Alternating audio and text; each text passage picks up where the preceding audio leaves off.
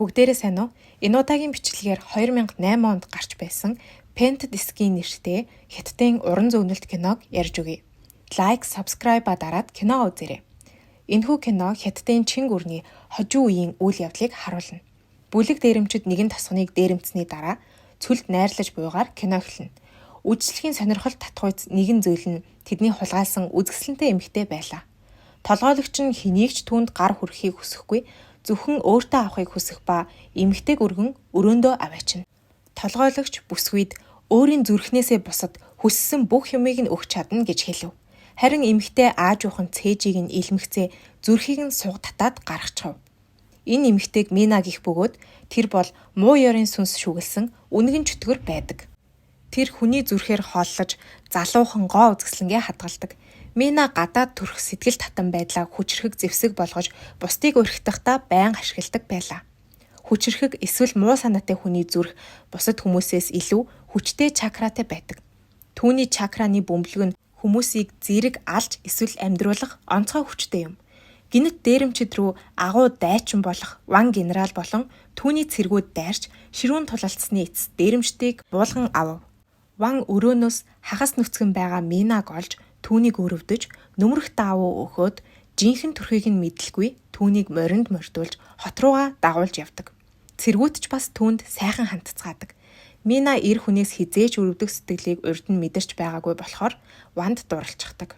Хот руу иртэл Ван Пирон гих өөрт нь маш их хайртай эхнэртэй байлаа.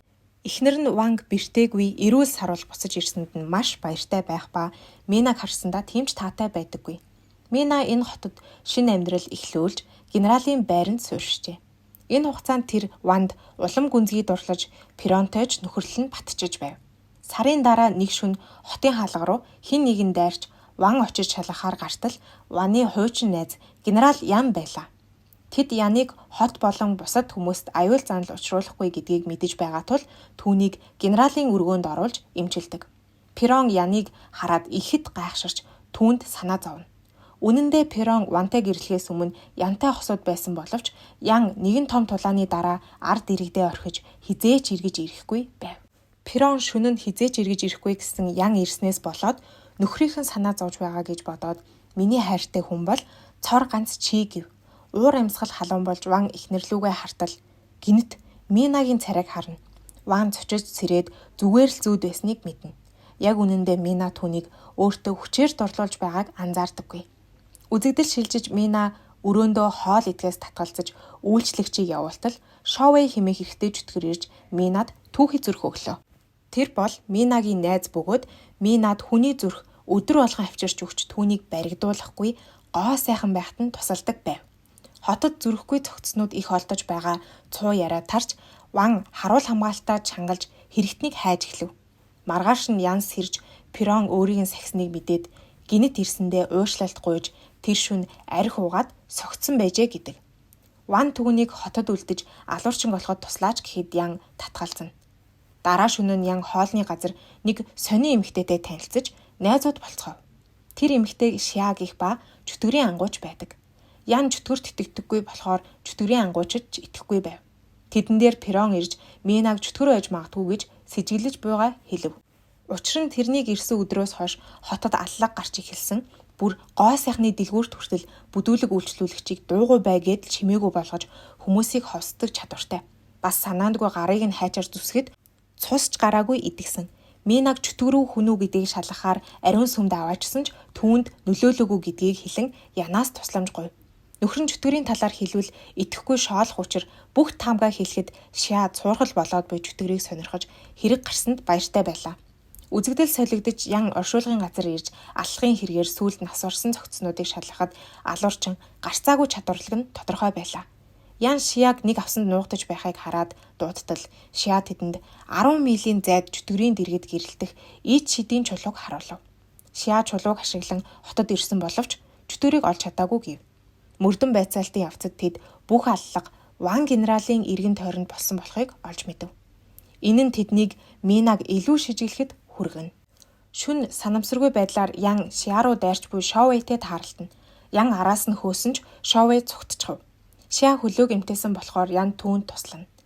Даанч тэд Шове ямар санаатай байсныг мэдэхгүй зүгээр л хулгайч гэж боддог. Шиа янд өвөөгөөсөө бэлгэнд авч байсан чөтгөрийн саваагаа үзүүлж хинч тагийг нь тайлж чаддаггүй. Зөвхөн жинхэнэ чөтгөрийн ангууш лонгоолж чадна гэхэд ян оролдож үзээд бүтлгүйтэв. Маргааш нь ян Шиа болон тэдэнд тусалж буй командлагч 3 Ван дээр ирээд Минагийн тухай асуухад Ван эхнэрээ цуу яраа гаргасан гэж бодоод урам хугарсан байртай эхнэрлүүгээ харав. Ванч дөрүүдэд итгэдэггүй бас гим зэмгүй эмэгтэйг аллагын хэрэгт буруутахыг эрс эсэргүүцлээ. Харин бусад хүмүүс түүнийг үнэхээр буруутай юу эсвэл гимгүй юу гэдгийг мэдхийн тулд шалгалт хийхийг шаардав. Ихэнх цэргүүд Минагийн талд байдаг. Учир нь тэр тэднийг сайхан айш гоо үзэсгэлэнгээрээ татчихсан.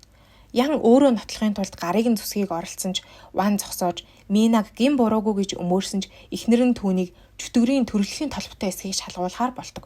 Түүний биеийн хаа нэгтээ байх тул эмэгтэйчүүд түүнийг өрөөнд оруулан нүцгэлтэл тэд ямар ч толб олж чаддаггүй. Үүний дараа Ван бүгдийг явахыг тушааж эхнэрээ атаархаж ийм үйлдэл хийсэн гэж уурладаг. Перон ууршлалт гуйтал Мина хариуд нь түүнээс Вангийн эмэгтэй болохыг зөвшөөрөөч гэв. Ван Перон хоёр шоконд ороод Ван ирээд ир хүн ганцхан их нэртэй байх ёстой. Бас би цорын ганц эмэгтэйгээ олсон гэв. Мина түүнд санаа тавьдагч эхнэрээсээ урууж чадахгүй гэдгээ хэлдэг. Тэр шөнө Ван агуй дусанд орж буй Мина руу алхаж очин хайрлалцаж байна гэж зүүдэлж хөлөрч сэрдэг. Дараа нь Ван түүний өрөөнд орж ярихаар очтол Мина халаадаа тайлахыг оролдов. Гэвч Ван түүнийг зогсоож чи хин нэгний нууц амраг болоход хитрхи сайн хүн. Өөрийг чинь хайрладаг нөхөртэй болох ёстой гэв. Мина хариуд нь чийл миний нөхөр олчих гэхэд Перонд хэр их хайртайгаа хэлтэл Шове дайрав. Шове Минад хайртайж Ван түүнийг уйлуулж байгааг харан уурлаж байлаа. Цэргүүд ирж Шове зүтлаа. Шууганаар Перон гарч ирээд нөхөр нь Минагийн өрөөнд байсныг хараад нөхрөө Минад аль хэдийн дурлсан гэж бодоход Ван үгүйсгдэг. Дараа нь Мина Шоветэй уулзахад Шове хайраа илчилж Мина хайртай хүнийг минь алгашглаа гэж уурлахад Шове хүн чөтгөр хоёрын хооронд хайр байж болохгүй гэхэд нь Мина түүнийг хөөлөө. Перон Минагийн өрөөнд очиж Вангийн нууц амраг болохыг нь зөвшөөрөх гэтэл Мина хүний арьсаа хуулж буйг харав. Мина 20 жилийн дараа илчлэгтгээс айхгүй жинхэнэ нүүр царайгаа бахархалтайгаар Перонд харуулв. Перон аимшигтай үзэгдлийг харж байтал нэг цэрэг ирэхэд нь Мина түүнийг алж орхино. Перон түүнийг болооч гэхэд Мина "Хэрв чи Вангийн амьдралаас холдож хизээч эргэж ирэхгүй бол ахиж би нэг ч хүнийг алахгүй" гэж санал тавив.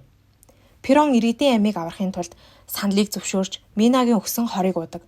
Хорийг уумагц үсэн цагаарч цэргүүд түүнийг алуурчин чөтгөр байсан байна гэж чулуугаар нүдэж эхэлнэ. Перон өөрийгөө өмгөөлж нэг ч үг хэлэхгүй үхэх гэж байхад нь ян ирж түүнийг аварна. Ойролцоох агууд түүнийг аваачаад Шиа түүнийг чөтгөр биш шинж тэмдгүүдийг харахад хорцсон байна гэв. Ван цэргүүдтэйгээ ирээд эхнэрээ харж зочирцсон ч генералын хувьд гэмт хэргийхэн төлөө алга үүрэгтэйч нөхрийн хувьд алж чадахгүй байтал Перон "Би бүх хүнийг алсан" гэж хэлв. Ван Перонд "Чи хүнч бай, жүтгэрч бай. Би чамд хайртай байсан" гэж хэлэхэд нь Перон хутгийг нь өөртөө зоогоод өөхөв. Ван түүний биеийг түшин уйлсаар байлаа. Мина ойртож түүнийг аргатахыг оролцсон ч тэр Минаг анзаарахгүй уйлсаар байв. Энийг харсан Мина Ван хизээч өөрийг нь хайрлахгүйг ойлгоно. Яг тэр үед нь Ян Минаг сэлмээрээ зүсгэд тэр яадагчгүй. Түүний жинхэнэ төрх нь илчлэгддэг. Ван түүнээс эхнэрийг нь буцааж амьлуулж өгөөч, Перонгүүгээр амьдрч чадахгүй гэд өөрийгөө хөнөөчгдөг.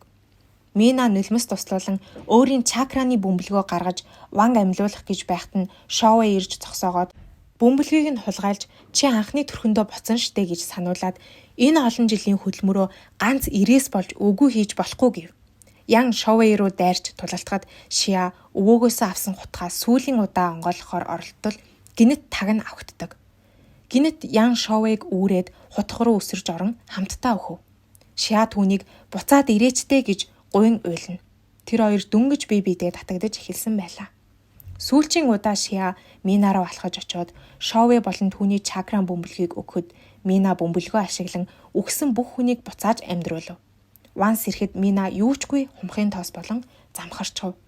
Ван эхнэрээ амилсан байгааг хараад баяртай байлаа. Хэдэн өдрийн дараа бүх зүйл хэвийн хэмнэлтэд орж Ван Яныг хотод үлдэж цэргүүдэд туслаач гэхэд Ян Шиатай хамт өмнөд рүү явж дөрийн ангууч хийхээр шийдснээ хэлдэг. Эцэст нь Мина анхны төрхөндөө орж цагаан үнэг болж хувиран ямар ч хүч чадалгүй босон ч бүх дурсамжаа хадгалсан хэвээр үлдснээр кино маань дуусдаг. Бичлэгтэй минь хамт дуустал нь байсанд баярлалаа. Subscribe дарахаа мартаоцай. Дараагийн бичлэгээр уулзцгаая. Баяр таа.